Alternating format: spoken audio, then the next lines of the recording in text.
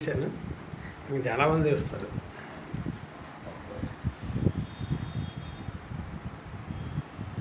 నుంచి ఈ ప్లేస్ గురించి కలవాలని అనుకున్నాం. చాలా సంతోషం.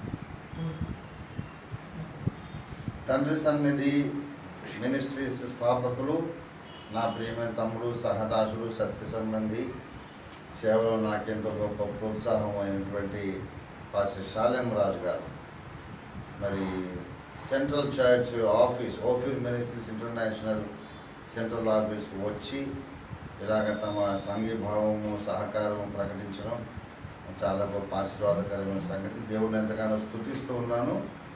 మరి ఇది దేవుడు కలిపినటువంటి అనుబంధం. దావీదు యోనాతాను హృదయాలు కలిసిపోయినాయి అన్నట్టుగా అనేక సంవత్సరాల క్రితమే దేవుడు మమ్మల్ని ఏకాభిప్రాయం కలిగిన వారుగా దేవుడు ఏర్పరిచారు. మరి సేవను బట్టి చాలా బిజీ, వారు బిజీ వారికి ఉంది, నా బిజీ షెడ్యూల్ నాకు ఉన్నది. కలుసుకోవడం చాలా అపురూపమైన సంగతి. కలుసుకోకపోయినా హృదయాలు ఎప్పుడు కలిసే ఉన్నాయి. ఎప్పుడు ప్రతి రాత్రి, ప్రతి ఉదయం ప్రార్థనలో ఒకరినొకరు దర్శించుకుంటానే ఉన్నాం.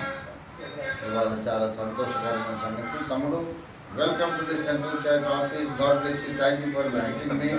మీరు రావడం నాకు విజయంలో బలం వచ్చింది. చాలా సంతోషంగా.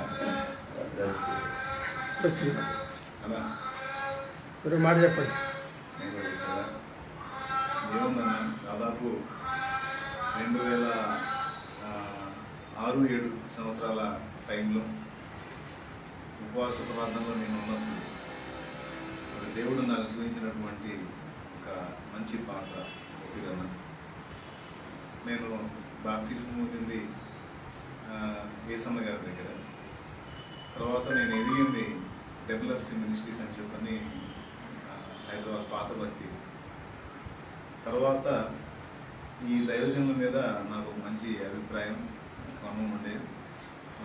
నేను ప్రత్యేకంగా దేవునితో ప్రార్థనలో గడుపుతున్నప్పుడు దేవుడు నాకు చూపించినటువంటి మరొక పాత్ర ఓఫీరన్న. అప్పటి నుంచి ఇప్పటిదాకా ఆయన విధానాలు, ఆయన నడుస్తున్న తీరు, అన్ని జనులకు ఆయన సువార్త చెప్పేటువంటి కోణం, తర్వాత సత్యం కొరకైన ఆసక్తి, రోషం, ఇవన్నీ కూడా నన్నెంతో ఇన్స్పైర్ చేసినాయి అన్నమాట. అంటే నేను మాదిరిగా తీసుకున్నాను. వయసులో పెద్దవారు, నాకంటే ముందు ఆయన దాదాపు 40 సంవత్సరాల సేవా అనుభవం కలిగి ఉన్నారు. అమ్మ చెప్పింది వాస్తవం. ఆ మనోభావాలు కలిసినాయి. ఎందుకంటే నేను ఏ క్రమాలు ఇష్టపడతానో అవన్నీ కూడా వాక్యానుసారంగా అనుసరించడం అవన్నీ కూడా నాకు ఎంతో నచ్చింది. సో అప్పటి నుంచి ఇప్పటిదాకా అనుబంధాన్ని కొనసాగిస్తూనే ఉన్నాను. చిన్న పరిచర్య, చిలుకూరుపేట వాక్యం చెప్పడానికి ఒక మీటింగ్కి వచ్చినప్పుడు చిన్న పరిచర్య, చిన్న పాకలో నేను సేవ మొదలుపెట్టి చేస్తూ ఉన్నాను. ఆ పరిచర్యలో వాస్తవంగా ఆయన నా దగ్గరకు వచ్చి ప్రార్థన చేసే పరిస్థితి కాదు. ఒక చిన్న ఆటో తీసుకొచ్చాను, ఎక్కి కూర్చోండి అంటే సంతోషంగా ఎక్కి కూర్చొని వచ్చి నా కోసం ప్రార్థన చేశారు. ఆ చిన్న పరిచర్య ఈరోజు దాదాపు 4 ఎకరాల చర్చిగా దేవుడు దాన్ని విస్తరింపజేశారు. ఆ పరిచర్య అంతగా దేవుడు చూపించాడు. తర్వాత ప్రతి స్టెప్లోనూ ఆయన వచ్చి ప్రార్థన చేస్తాను. ఈరోజు వరకు కూడా దేవుని కృపను బట్టి మా అనుబంధం ఇలా కొనసాగుతూ ఉంది.